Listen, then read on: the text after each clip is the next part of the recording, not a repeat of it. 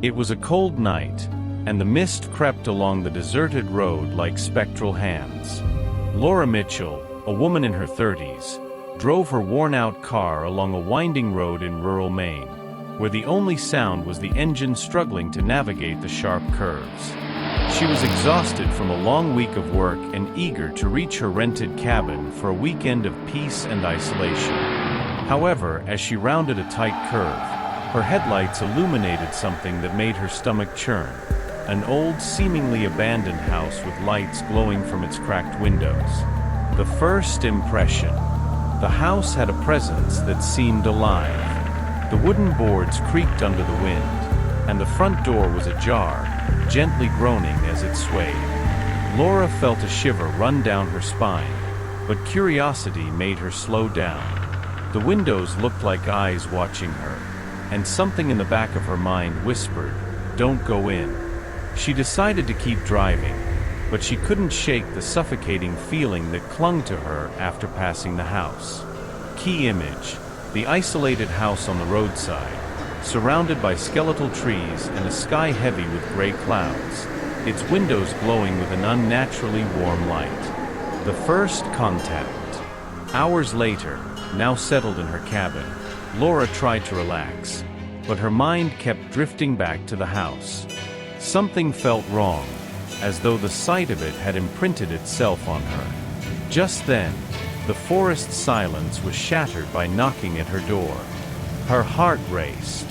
When she opened it, she found a boy, no older than 12, drenched from a sudden downpour. He didn't say a word, holding only a crumpled note that read, "Please help me. They're coming." Laura tried to question him, but the boy collapsed in her arms. The pale, rain-soaked boy with wide, terrified eyes, clutching the crumpled, smudged note. The truth emerges. At dawn, Laura tried to get answers, but the boy remained mute, paralyzed with fear. She decided to take him to the nearest hospital, but as she passed the same stretch of road, she noticed something strange. The house looked different. The windows were now boarded up, and the glowing lights had vanished. Yet, upon closer inspection, she saw handprints on the dirty glass, as though someone had desperately tried to escape. Against all instincts, she decided to investigate. Laura standing at the house's threshold, the door ajar, revealing a dark hallway filled with shifting shadows. Inside the house. The air inside the house was dense, thick with dust and a metallic odor that churned her stomach. The walls were covered in claw marks, as if something had tried to break free. Laura stumbled upon a room filled with old photographs. Each one depicted the same boy at various points in time, always standing beside people who looked vaguely familiar. Then she saw the most recent photograph. It was her, smiling next to the boy, even though she had never taken that picture. The photograph in Laura's hand, her face frozen in an unsettling smile, while the boy beside her appears intensely ominous. The warning. Laura tried to run, but the front door was locked. Voices began to echo through the hallways, whispering incomprehensible words. The house seemed alive, its wooden frame creaking like the bones of a moving animal. The boy, who had followed her, took her hand and murmured for the first time, "They won't let you leave now." The boy holding Laura's hand, his eyes hollow and empty, as the darkness seems to close in around them. The revelation. Through a trapdoor in the floor, Laura discovered a basement filled with human bones, melted candles, and symbols drawn in dried blood. The boy whispered, "I tried to warn you, but it's too late now." That's when she realized he wasn't a victim but a part of what the house wanted. Before she could react, the boy smiled, revealing sharp teeth, and Laura felt something pulling her into the darkness. Laura being dragged by indistinct shadows while the boy smiles cruelly, his eyes glowing red. The cycle continues. Days later, the house on the roadside was quiet again, But now another curious traveler passed by and noticed the lights in its windows. The boy reappeared on the road, holding the same smudged note, ready to lure in his next victim. The traveler standing near the house, watching the boy, while the house seems to whisper its deadly invitation. The origin of the curse. As the cycle of the house on the end of the road continued, glimpses of its origin began to surface. Years ago, the house was home to a reclusive family that mysteriously disappeared. Locals whispered about strange rituals performed on moonless nights and voices echoing from the surrounding woods. They said the family patriarch, a man obsessed with immortality, had summoned something from the other side, a force that fed on souls. Since then, the house had become a trap, always drawing in the vulnerable and turning them into part of its sinister cycle. As Laura disappeared into the basement, flashes of her life began to surface as if they were being consumed by the house. Happy memories with friends, challenges she faced at work, all of it was absorbed, erased. The house took more than just physical life. It erased existence itself. A black and white ritual scene, with the missing family standing in a circle of candles as monstrous shadows are cast on the walls. The new victim. The new traveler, Mark Harlow, was a weary truck driver, passing through the area to deliver supplies to a nearby town. When he saw the house, an inexplicable curiosity overtook him. He pulled over and stepped out of his truck, feeling the wind carry a soft whisper, "Come in. You're tired. Rest."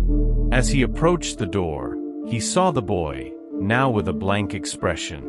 "I need help," the boy said, pointing toward the inside. Mark hesitated, but something in the boy's eyes made it impossible to refuse. He entered the house, feeling the same oppressive weight that Laura had experienced. "Hello? Is anyone here?" he called out, but only the echo of his own voice replied. The boy had vanished. Mark standing in the center of the entry hall, illuminated by a flickering light bulb, while grotesque shadows begin to take form on the walls.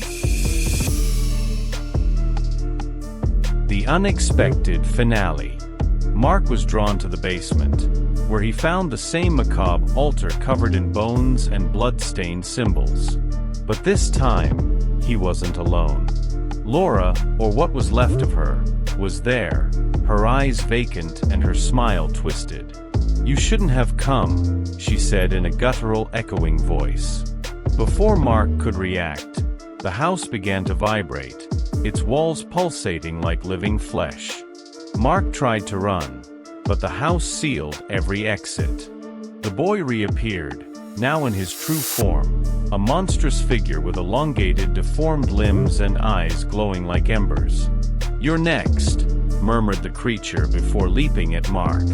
Awakening in the heart of the house. Mark didn't die immediately. He woke up in an entirely different environment, though still within the house. The basement now resembled an endless labyrinth, with pulsating walls of flesh and whispers echoing all around him. Shadowy figures moved in the periphery, but kept their distance, as if waiting for something. Mark felt a weight in his pockets. There, he found photographs of himself that he didn't remember taking. In every photo, the boy appeared in the background, watching him like a patient predator. As Mark tried to find an escape, he encountered doors leading to moments from his own life. With each step, he was confronted by mistakes, regrets, and secrets he had long buried. He realized that the house didn't just kill, it consumed the very essence of those who entered. Mark lost in a surreal corridor, surrounded by floating doors glowing faintly, while humanoid shadows lurk in the background. Subplot: the investigation. Meanwhile, Sarah Blake, a local investigative reporter, began piecing together the stories of disappearances along the road. The house, a recurring point in numerous urban legends, seemed to always be involved. Sarah was known for her stubbornness and bravery, but something about the house's story deeply unsettled her. As she interviewed the families of the missing, she began noticing a pattern. All the victims had experienced significant guilt or regret before vanishing. It was as if the house preyed on the broken. Sarah, in a dimly lit room filled with newspaper clippings, maps, and red strings connecting various disappearances near the house. The connection between victims. Sarah uncovered something even more disturbing. Some of the victims had reappeared. However, those who returned were different. Distant, apathetic, as if something vital had been stripped from them. Determined to find answers, Sarah set her sights on Mark Harlow, whose last known location was near the house on the road. Investigating his abandoned truck, she discovered an enigmatic note. "They are not who you think they are." The note had been left by Laura before she vanished entirely. Sarah, standing in front of the abandoned truck, holding the note, while the house looms in the background, partially obscured by the mist. Mark faces the house. Back in the house, Mark discovers he must confront the fragments of his own mind to escape. Each corridor forces him to relive a painful memory, an accident he caused, a broken promise, a betrayal. The more he fights to resist, the more the house seems to feed on his pain. He sees Laura again, now completely consumed, whispering for him to give in and embrace the void. However, Mark finds strength by remembering his daughter, the only person who gave his life meaning. Using this memory, he tries to resist the house's influence. Mark, kneeling in a dark hallway, surrounded by figures resembling distorted versions of himself. Sarah enters the house. Determined to uncover the truth, Sarah ignores warnings from locals and enters the house. The atmosphere shifts immediately, and she realizes the house is alive. She begins hearing familiar voices, people she interviewed, the missing victims, even her own mother, who passed away years ago. The house is trying to break her. Sarah, at the entrance of the house, her expression resolute, while shadows and spectral arms reach out to pull her inside. Sarah and Mark meet. In the heart of the house, Sarah finds Mark. He's exhausted, nearly ready to give up, but seeing that he's not alone rekindles his resolve. Together, they begin unraveling the connection between the house and the ancient rituals performed there. Mark reveals that the boy is a manifestation of the house itself, a reaper created to lure invulnerable souls. Mark and Sarah together, examining symbols on the basement altar, while the boy silently watches from the shadows.